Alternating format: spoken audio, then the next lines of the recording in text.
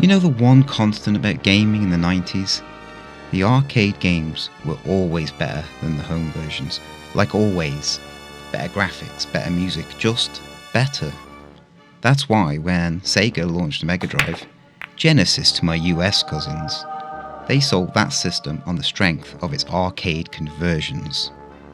We got cool but slightly hobbled versions of Golden Axe, Alien Storm and Space Harrier, all big arcade hits. When I say hobbled, I mean in the visual and sound departments. Obviously the Mega Drive couldn't perform as well as the arcade in terms of hardware and pure processing power. So Sega tried to make up for this by adding new mechanics and modes to the home versions. But still, it was looks and sounds that got those coins into slots. Thus, the home versions were merely echoes of the awesome machines we could never play at home, at least until the modern era. I always assumed that E-SWAT was like those other Sega classics, you know, adapted from an awesome arcade original that I'd never played. But, surprisingly, it's really not that straightforward. E-SWAT Arcade had some serious surprises in store for me and my expectations. E-SWAT. First, a little bit of lore. In its never-ending fight against crime, the government recruited the most skilled soldiers of all E-SWAT. Wearing state-of-the-art ICE combat suits, E-SWAT troopers set out to eliminate crime. EVE, the largest and most powerful terrorist group, developed their own advanced weapons to neutralize E-SWAT. EVE continued to develop their plans to control the entire world. Serious stuff.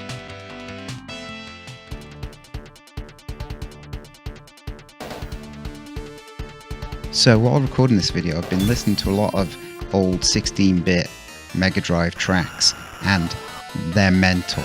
So what I want you to do is, the one I've got playing in the background right now, try and identify it. If you can, you'll get like a trophy emoji, and I'll like pin the comment. Let's see which one of you retro enthusiasts really has the knowledge.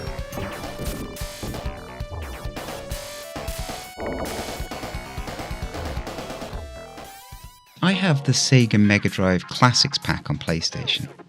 Due to licensing issues, it's a slightly disappointing collection, but it has its highlights. But we're not talking about highlights today. Do you remember RoboCop? Of course you do. Sega of 1989 also remembers RoboCop, because it had been released 2 years earlier, and was, and still is, hugely influential and thoroughly awesome. RoboCop. Sega wanted to make a RoboCop arcade game, but Data East had those rights. What to do? Create E-SWAT, enhanced special weapons and tactics. A RoboCop by any other name is as good as any other RoboCop, right? Well, not really. E-SWAT is one of Sega's most forlorn IPs. Unlike Streets of Rage and Shinobi, it has no fancy modern remake, no cameo in Sonic All-Star Racing. So why make a video about it? Because, as a kid, I thought it was neat.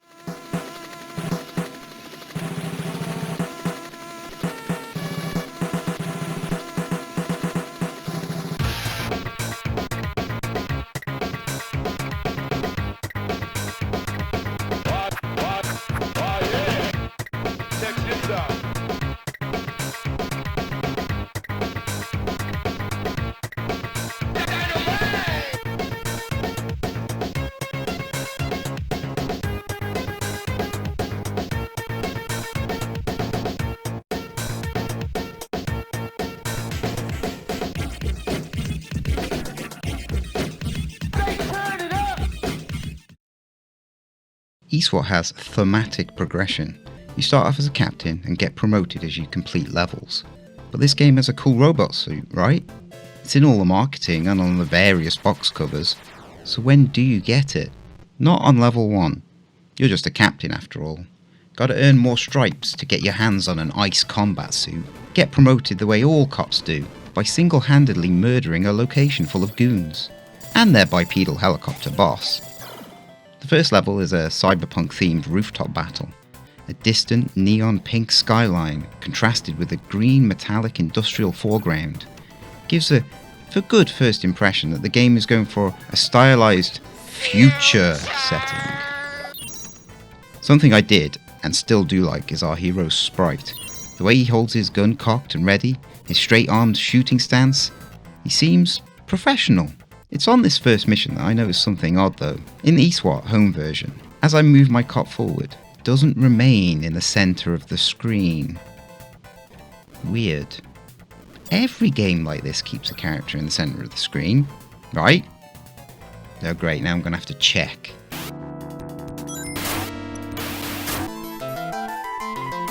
Double kill. Triple kill. I mean, it's only fair. Surely we deserve ample warning of what dangers approach from that black void to the right. But no, in E-SWAT you have to edge forward carefully, making little pigeon steps, nudging the screen, hoping to see the goons before they shoot you or kamikaze baseball slide into your knees. It's an odd design choice. Seems like such a fundamental mistake. So surely the arcade version was better. Like I said earlier, arcade versions were always better. Similar in structure, but with more pizzazz, and maybe no unavoidable deaths caused by unseen enemies as they leap or shoot onto the screen. Let's just boot up the arcade original, for comparison. What is this? Checking out the attract mode for E-SWAT Arcade was a surprise. Looks like the two games are fundamentally different in design. Arcade reminds me of Altered Beast, 2-player, with large sprites that take up a lot of the screen, and what looks like a simpler stage design. Guess I'll have to finish this one now so we can compare. 1 second. So many credits. You have to be of a certain age to understand how satisfying that is. It's like I've unlocked the key to the universe. And a max of 9? Odd. Why would an arcade machine refuse coins? Before we start, we get a rogues gallery of HUDs to take out. 3 of them, 1 for each rank. Hey, let's party. Okay, the new cop stance is a little bit off. Kinda hunched over? Maybe he's been behind the desk too long. He's also a bit limp-wristed. When crouched, he kinda knuckle walks like an ape or golem. He's not as cool as the cop in the home version. Not as agile either. And the lack of any iframes after you get hit is brutal. So, for arcade E-SWAT, the neon cyberpunk cityscape gives way to some brownstone urban decay. And wait, did I just kill a kid on a skateboard? I'm sure he was a criminal. Skateboarding is illegal in some places, I'm sure. The stages are short, and the backdrops are bland, flat, and washed out. Even the pseudo-American business names on the shops aren't particularly interesting. Although you have to love Sega International Bank on the first stage. They had corporate dreams. The gameplay is solid rolling thunder from 1986, but with none of its grace or speed. But despite these failings, the game has a kind of corny appeal. It's fun, in tone and execution. Oh, the tone. We'll come back later to how fun the tone is.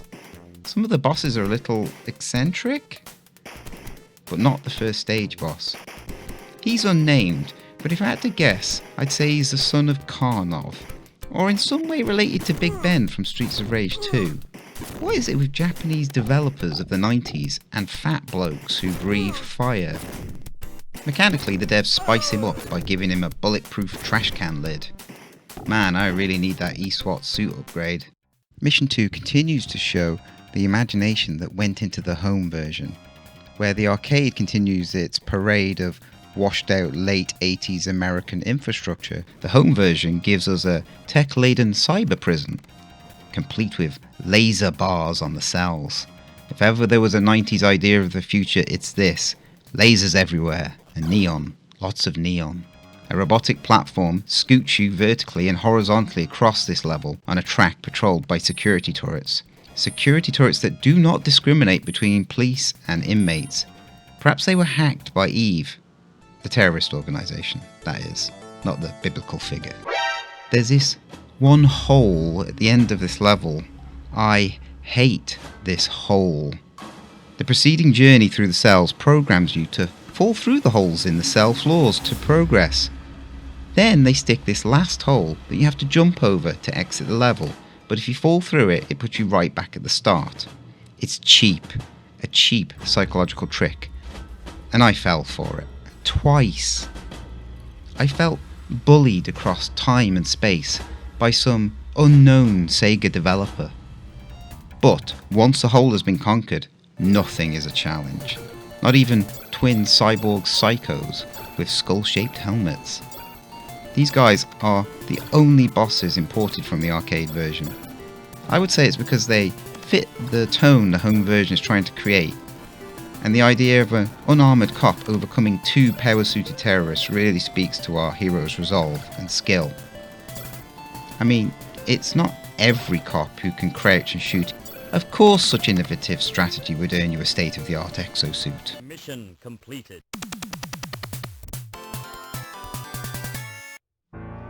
So this is it, what we've been playing for.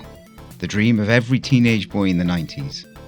No, not Sharon Stone. A robotic combat suit with cool weaponry. Where better to test out such a thing but at a 3 Mile island in Neo. Those dastardly terrorists have struck at a nuclear facility. Nice use of a real nuclear emergency. Tastefully done by adding the word Neo at the start to indicate it is indeed a different place. Imagine an E-SWAT released in 2010. Third mission, prevent Neo 9/11. I wonder what Eve's intentions are here at 3 Mile Island. Whatever they are, they've come prepared, and in vast numbers. No mere criminals and gun-toting psychos in this lineup. We have robotic crawlers armed with mortars and cannons, and miniature black robots armed with shoulder-mounted rocket launchers. They burst from their hiding places inside nuclear waste containers. Hell of a jump scare. This is far too much for any ordinary cop. But fortunately, our E-SWAT suit comes with a host of new upgrades, kindly dropped by Eve terrorists when they expire. First, we get access to the technology that defined R-Type, the charging plasma shot.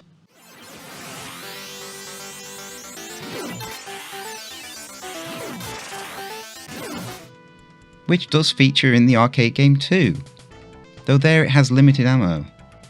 The whole power-up system in the arcade functions like the magic system in Golden Axe, where you acquire charges and they tend to wipe the screen like a smart bomb. Power-ups in the home version of E-SWAT are more considered, designed for tactical deployment in certain situations. For example, the second power-up received is the rocket launcher, which hugs the ground and drops off platforms, and when launched from an airborne position, has a descending trajectory, which is invaluable in a lot of circumstances. So while storming a terrorist-infested nuclear power plant, what is our arcade cop up to? Still patrolling brown and grey urban decay, and as unremarkable as this all is, it's adhering to the 80s US cop grime with gusto. The second boss brought a smile to my lips for its endearingly 80s gender dynamics. This boss has tied a helpless woman to a chair and is using her as a human shield. I'll have to be very careful not to shoot her. Well, I tried, but unfortunately I grazed her just once. And I'm glad I did, because you receive these words of wisdom from the developer. Truly, a creed to live by. Unfortunately, these words are empty, for there are no consequences for shooting the woman. She is bulletproof. Maybe she is made of trash can lids.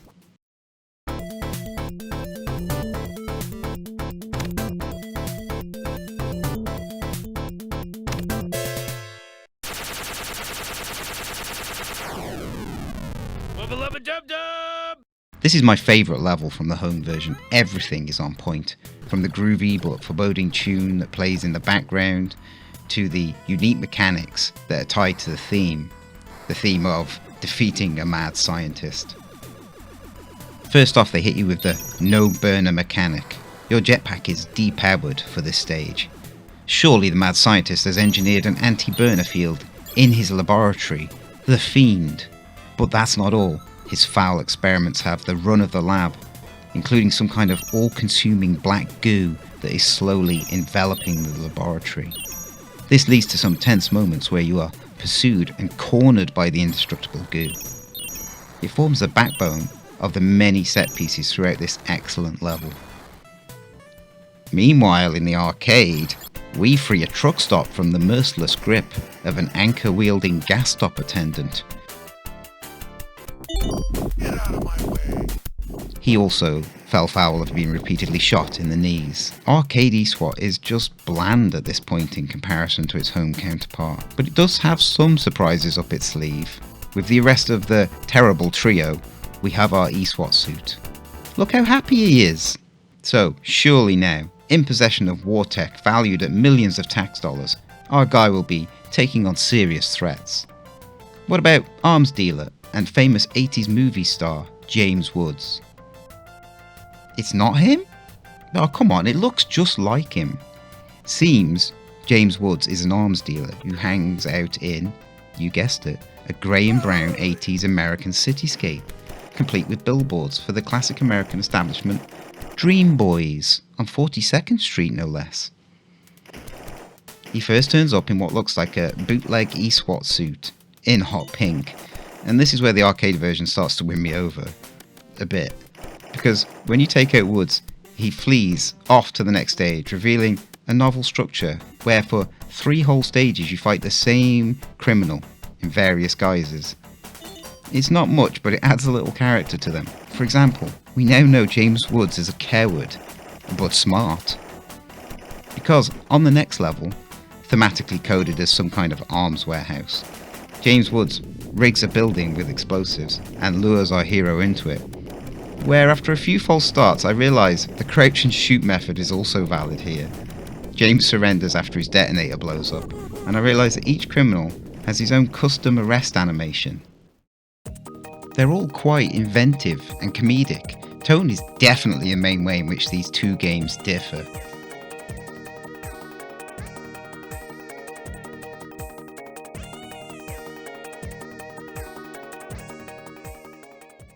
Back in the home version, we are offered our next assignment, Destroy Dark Base. Whoa, sounds important. You can tell it's important because in the home version, our E-SWAT officer never smiles. And he just walks up to said dark base and blows open the door, killing 3 troops stationed behind it. The base's leader skedaddles at the sight of E-SWAT kicking in his door and jumps into a sinister looking mech and flies away. What follows is a game of cat and mouse through a maze of tight corners and tricky platforming that did take me a while to get used to. And the developer added a new stage mechanic, coloured paths.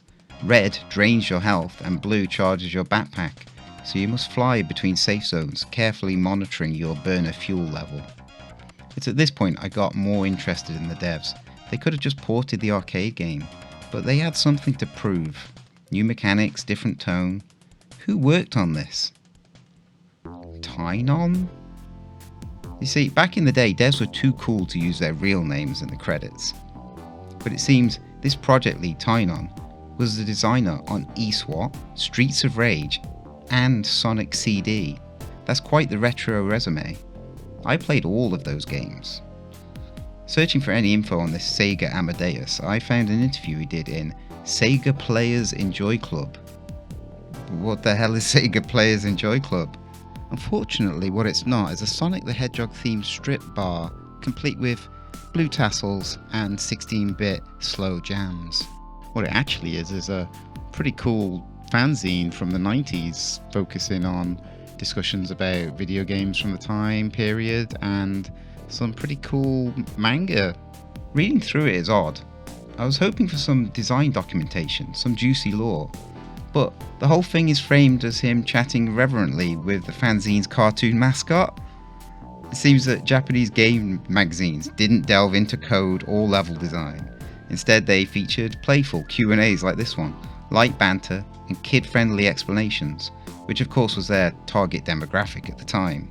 It's strange reading this today. Compared to modern day devlogs or GDC talks, it's a whole different world. He does confirm that different teams worked on the two versions, which I kinda already figured out.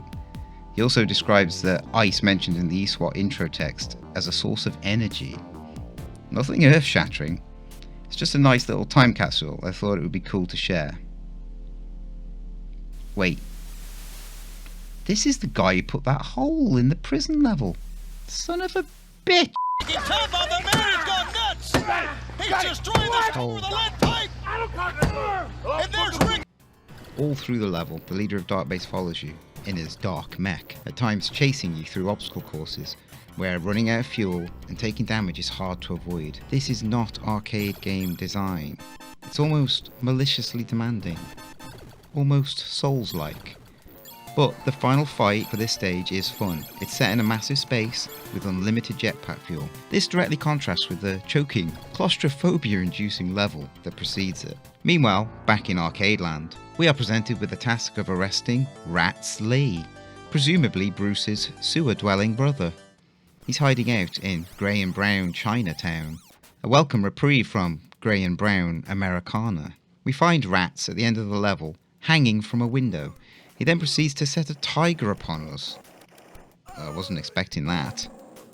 I felt a tad cruel unloading my awesome firepower onto the obviously misguided feline, but what else could we do? It's protecting a 4'11" drug dealer and irresponsible driver.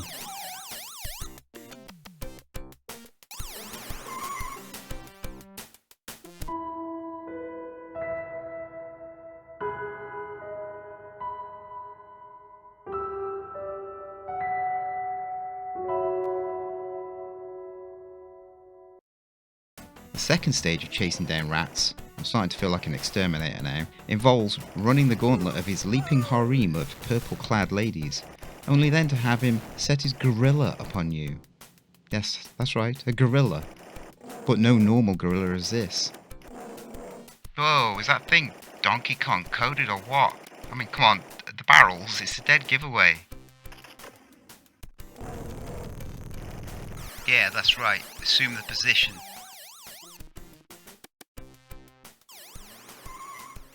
Oh, and look, Eagle Stadium. There's an established animal theme now, so there's got to be eagles in Eagle Stadium. Or I'm going to be very disappointed. There wasn't. Instead, enjoy this scene of me kicking Rats' monster truck to death. Why kicking? Well, like Shinobi and unlike the Genesis version of E-SWAT, arcade E-SWAT has limited ammo. Possibly a vestigial mechanic left over from arcade E-SWAT's inspiration, Rolling Thunder. Tinon, in his infinite wisdom, did away with that for the home version. Being reduced to kicking is not what the cybercop fantasy is all about. I mean, did RoboCop ever kick anyone to death? Nope. No. No kicking involved here. Nope. No. No. No. Oh no. No, no, no, no, no, no, no, no, no. Oh, baby, wait. Oh.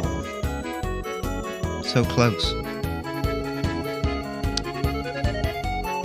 No. No. Oh, at 209. Nope. Definitely not. While we're back on E-SWAT at home, we are told to penetrate the secret sewer. Not the public one, the secret sewer. The variety in level environments continues. A simple level in comparison to Dark Base, a sewer is a straight walk to the boss. Well, it is a sewer. But because Tinon can't have a level without some kind of gimmick, we have these light shafts that, if broken, summon automated sewer defences. The boss is a giant mechanical snake with a drill for a head. Perhaps a piece of rogue sewer maintenance equipment? What do terrorists want with a giant mechanical snake in a sewer? I think we all know the answer to that one. After that light arcade-style level in which Tinon gave us a little breather, he hits us with Mission 7, Destroy Tactical Complex. This is the penultimate mission and Tinon wants us to work for our narrative payoff. What are Eve's intentions? What are their capabilities? Who is their leader? Find out the answers to these questions and more right after you plug your way through this massive level filled with rogue industrial machinery, cramped passages and highly impractical elevators, and for some reason a set of Einstein's balls. Wait, what? Oh, no, sorry. Actually, these are Newton's balls. This level wore on my patience just a little. There's a lot of tight spaces with almost unavoidable damage spots. And there's this. Yes, after all that damage, who wouldn't want to take a nice juicy life pickup that just happens to be right next to a transporter that sends you back half the level? Did Miyazaki of Dark Souls fame play E-SWAT as a child? Is Dark Souls the result of generational trauma? I fell for this 3 times. The last time I was just trying to fly over the transporter to get the health, but just nudged it slightly. Ugh. I was relieved to get to the boss. But wait, this can't be. I destroyed you 2 before. Never mind, they haven't learned any new tricks. Then, in a dramatic moment, the floor explodes. Our E-SWAT officer falls into a cavernous space inhabited by the excavator from your nightmares. A cross between a heavy tracked industrial equipment and every piece of dental equipment known to man. This thing transforms and leaps around like a spider too. It was a pleasure to wreck its chassis. One can only wonder at its diabolical purpose. I certainly did. I decided it was an evil machine, designed to build eviler machines, all for the glory of Eve. Before we ascend to the climax of these rip-roaring cyberpunk shenanigans, I wanted to show you some of these old arcade materials I dug up for E-SWAT. I first found these on the web when I did a video on Captain America and the Avengers. They tend to cast a light on the business side of arcade coin-ops that we, as players, never considered. They tend to have bold, capitalist language. My favourite quote from the promotional literature for E-SWAT is here. The more they fight, the more you earn. And who says crime doesn't pay? Which I think was intended to mean the crime committed in the game, but it is suggestive that Sega themselves are committing the crime by forcing children to pay to play. Also, here at the end, there's this mysterious piece of information. The game's 3 rounds and 15 stages allow player buy-in through the 14th stage. This remark threw me, but I thought nothing of it. At the end of stage 14, on the arcade version, 2 familiar faces show up. The only bosses from the arcade version to impress Tinon enough to bring them over. The Skull Mech Twins. These guys transcend E-SWAT boundaries.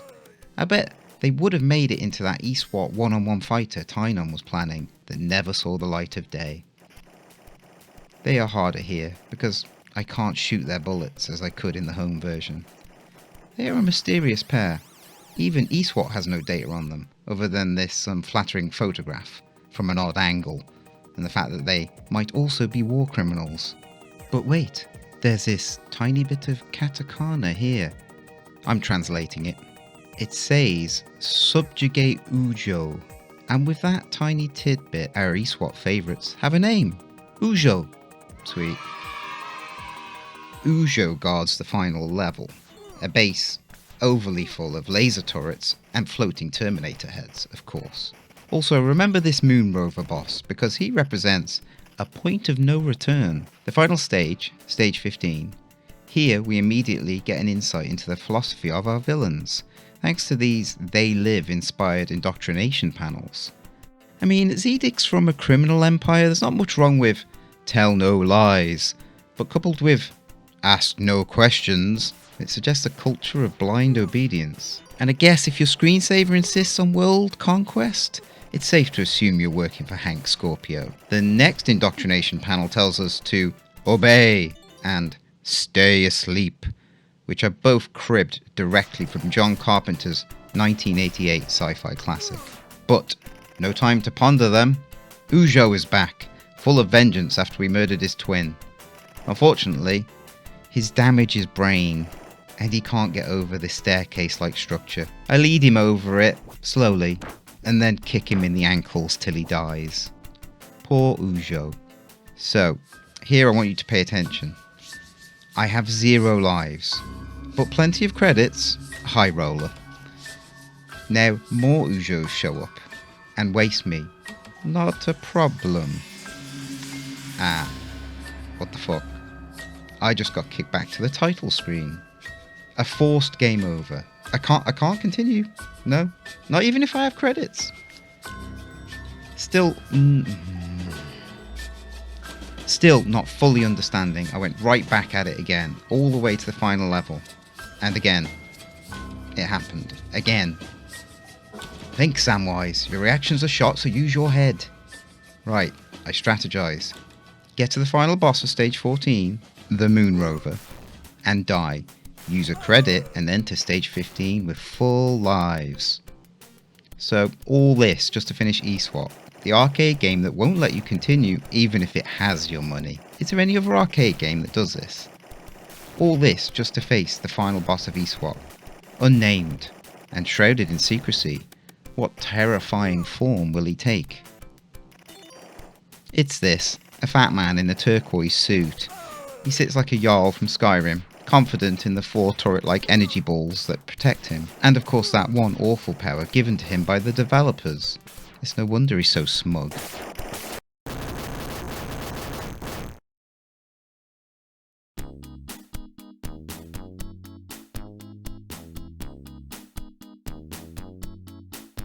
The way this message breaks the fourth wall and seems to impose upon the player is so earnest that I can't help but smile.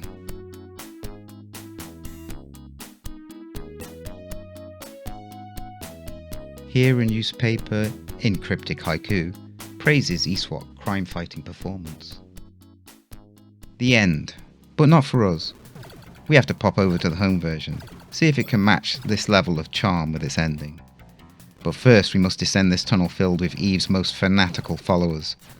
The rocket launcher is essential here. Its downwards trajectory allows us to get the literal drop on the assembled fanatics, while taking little damage. After the elevator ride, every good Genesis game has one. We enter a room that acts as a narrative revelation. It's full of E-SWAT ice suits. It's the only advantage law enforcement has over Eve, and they are replicating them on a massive scale.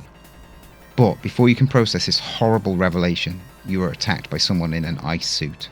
But this is no ordinary off-the-peg E-SWAT brand suit. It's gold. So surely it's better. Well, not really.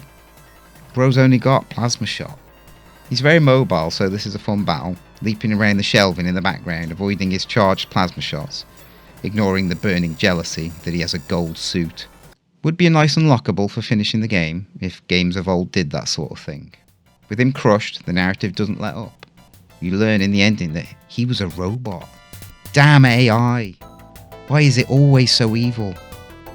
And you know, while making this video I've watched, played and listened to this game over and over again, and this piece of music sticks in my head more than any of the other tracks. Makes me kind of emotional, makes me wonder if I finished this game years ago and forgot. Anyway, this ending is a bit more sober than the other one. And it ends with a few nice animatics and some great art, and a guest appearance from the police car from Streets of Rage.